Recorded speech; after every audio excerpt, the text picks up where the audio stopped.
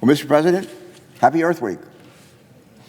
I rise today along with a couple of my colleagues, one from West Virginia, and another, I don't see our other colleague out here, but one from Arkansas, to speak on Recycling Infrastructure and Accessibility Act of 2023 and the Recycling and Composting Accountability Act, bipartisan legislation that would improve our nation's recycling and composting systems.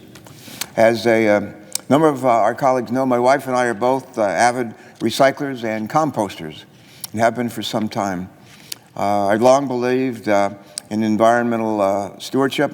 That's the way my parents raised my sister and me, and I suspect it's the way a lot of parents, members of this body, raised their sons and daughters. They raised us to leave behind a cleaner, healthier planet for future generations, and that's a belief I know is shared by not just by elected officials here in Washington, but by many people across this country.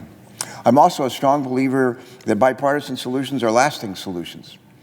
Whenever possible, we ought to work to find common ground and put forward bipartisan solutions that can stand the test of time. And to that end, I'm pleased to have found great partners, not just good partners, but great partners, in developing these bipartisan recycling bills. Senator Capito, our ranking member on the Environment and Public Works Committee, with whom I am privileged to serve and to chair, along with Senator John Boozman, our fellow co-chair of the Senate Recycling Caucus, a colleague from Arkansas. All three of us recognize that we have to do our part to continue to improve our nation's recycling and composting efforts.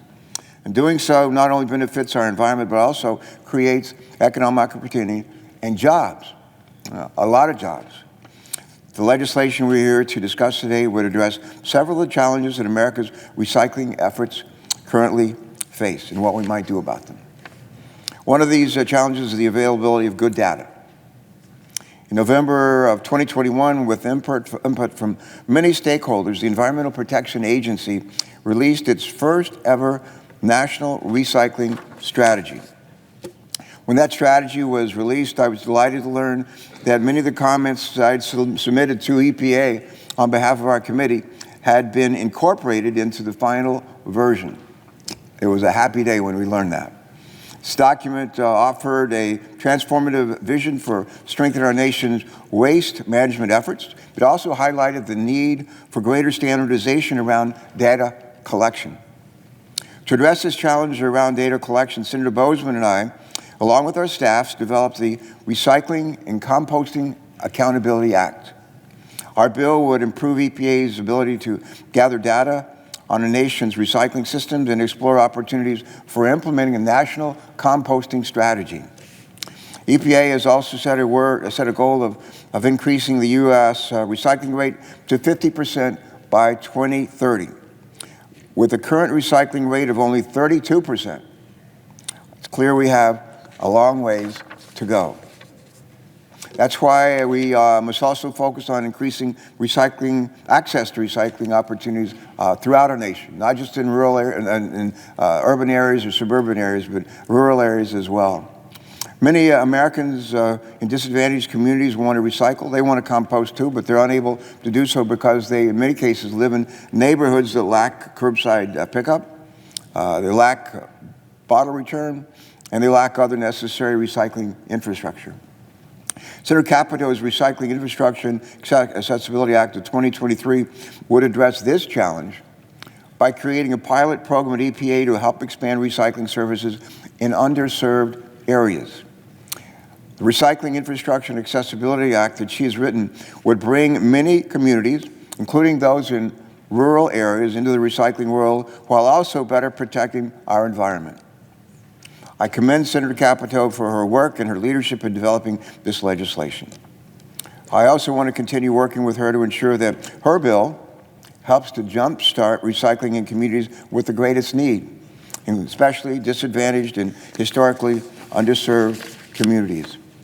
Both of the bills that I've referred to from members of our committee, both of these bills are the result of a true collaboration and reflect a substantial amount of bipartisan effort dedicated to exploring and addressing our nation's recycling and composting challenges. Our introduction of these bills this week is fitting and it is timely. This Saturday marks the 53rd anniversary of the very first Earth Day. This day is personal to me and some, Mr. President, 53 years ago, this Saturday. I stood side by side with tens of thousands of people in San Francisco's Golden Gate Park. I was a naval flight officer completing my training, about to deploy from our base in Moffett Field, California, to head for Southeast Asia, but had an opportunity to join tens of thousands of people in Golden Gate Park that day to celebrate our country's first ever Earth Day. That same year, Democrats and Republicans worked together with then President Richard Nixon to create a federal agency dedicated to protecting our environment. The name of that agency, the Environmental Protection Agency. Decades later, I can still vividly remember. I can close my eyes and remember it now. That first Earth Day and the urgency we felt to save our planet. Today, a younger generation also shares that sense of urgency. And while I believe that we ought to live every day like it's Earth Day, on April 22nd each year, I especially welcome the opportunity to reflect and give thanks for all the incredible natural resources and natural beauty that God has given us on this planet of ours. Earth Day is also a time for all of us to reflect on our actions individually and as a whole. Think about what more we can do and should be doing to protect our planet and its inhabitants. Like many people, I try to live my life by the golden rule, always treating other people the way I want to be treated. I also believe that principle extends to the way we treat and care for our planet and those with whom we share it. A couple of years ago, some of my colleagues may remember, we had a visit down the other to the Capitol in the House chamber, a fellow from France named Macron, the Prime Minister of France. He came to address a joint session of Congress that day and did a great job. It was very well received from everybody. But that day he spoke of the importance of protecting our environment from the threats of climate change, hazardous waste, and toxic pollution as well. At the end of his speech, he said something that I'll never forget. Here's what he said. He said, he was talking about our planet, and he said these words. He said, "There's no planet B. There's no planet B. So this is the only one we're going to have." And I sat there that day thinking, boy, he's got it right. There is no planet B.